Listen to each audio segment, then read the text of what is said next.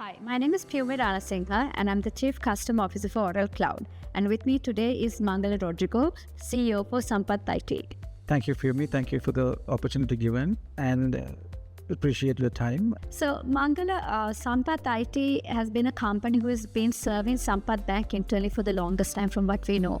How has the transition been from serving internally to serving customers outside? What has the challenges been for you?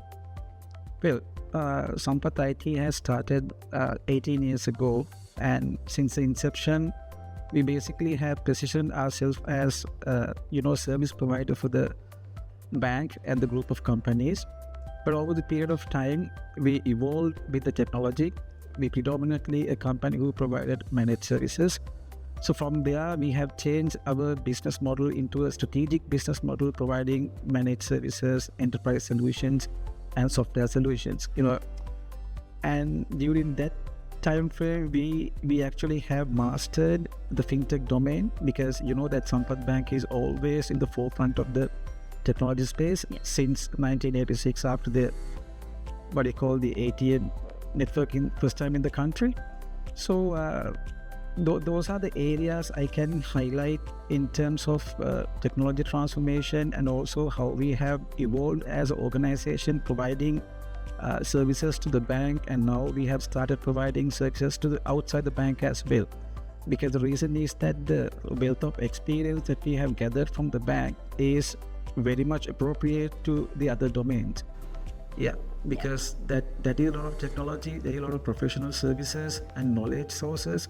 So what we do is basically we connect all these knowledge sources in the ecosystem and provide our professional services on top of the technology that we are providing. So now we basically have started very small scale, and we have gone into the next level.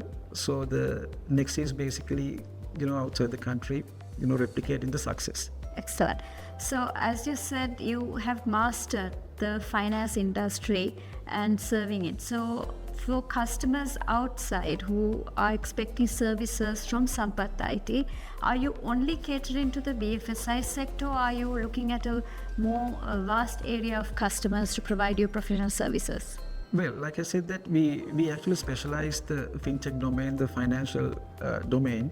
But again, that we are not limiting ourselves only for the financial domain, because we have the depth and the breadth in terms of knowledge bases to provide our professional services to other domains as well. For example, it could be a non-financial domain, and also it could be an education sector, because we have developed a lot of applications, a lot of platforms to support those businesses. So for the question you asked about the outside the organization, outside the group of companies, certainly we are there. Being in the finance industry and also as a service provider, you've seen how technology has moved over a period of time, from box selling to hardware, large data centers, and now digital transformation and services through cloud. How have you seen this transformation in Sri Lanka, especially in the BFSI sector? Well, first thing is the BFI sector is governed by regulators. So regulators are always the policymakers. So although the BFSI sector would require to transform themselves to the next level, they would be governed by the regulators, which leads to a lot of compliance. So that's a sort of a showstopper in a way. But still, the organizations have adopted to the new latest technology, and then they'll be driving and they'll be emphasizing on technology factors, and they are moving on with convincing the regulators as well. So I think that now the regulators also have come to a point where they understood where the world is heading in terms of technology and AI-driven spaces.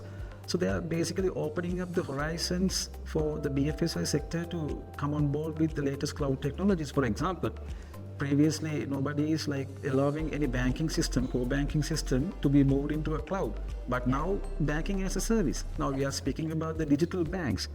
We are speaking about the branchless banking. Correct. So bank is on your smart device. So this is a transformation we are speaking about. So we as a country, certainly we would need to look up in terms of where the world is heading. The most developed part of the world, and then obviously we need to gradually step into there. So with serving so many different sectors, especially the BFSI sector. What do you think? Yes, of course, you mentioned about the regulator, and the regulator is getting ready and adopting these. But the banks themselves, their adaptation is another journey itself. So how do you see that, and what do you think are the challenges for them to adapt into these new technologies, especially moving into cloud? Well, moving to cloud is the last mile, I guess. But prior to that, if you look at the pyramid structure of whole transformation, so you have a base layer, which is you need the people to ready for the cloud journey. Yeah. So what we need to do is we need to bring the awareness. We need to demystify certain things which people carry. Yeah, your employees carry. Yeah. Then you have the middle tier, which basically translate the idea, the message to the top layer. Top layer is most in the strategy, and what the strategy guys do is they basically take the message to the execution layer, which is we speak about the cloud. So okay, Mangala, so you mentioned how the regulator is also adopting and accepting moving into cloud and all these technologies. But from a bank's point of view, for the CIOs, what do you think their challenges are to accepting cloud and also moving into cloud? So, well, I mean, like if you get into a CIO's, shoes, obviously he would have a lot of challenges. He's the person who would be taking care of the strategy and also the operational aspect of it. So we being the cloud providers, we should convince the CIOs in terms of integrity. When I say the integrity, it's all about the security that we are providing for the information that we are hosting, because information carries all your personal data, your sensitive data. So the problem is for a banker is from a banker's point of view, so whether my customer data is protected, well protected. So then we are speaking about the security aspect of the whole solution. Okay? Yeah. So as long as we are in a position to give them the comfort factor, all right, basically your information is well protected, the integrity is taken care, then I would say the CIOs would take the step forward. Right. And things have changed over the period of time, and a lot of cloud platforms have changed. But again, the problem is what level of awareness being, spread around the people. Yeah. So then if you have done the right awareness, if you have put your technology stack well forward with integrity, then obviously everyone would be there, and the adaptation is much higher than today. I think this is. And as a service provider, do you see this progress happening currently? Yeah, certainly the progress is there, because the reason is that everyone is trying to reduce their operational cost. Because when you have your data center at your premises or hybrid data centers, obviously you have to have manning and all these things in place for you to manage and maintain.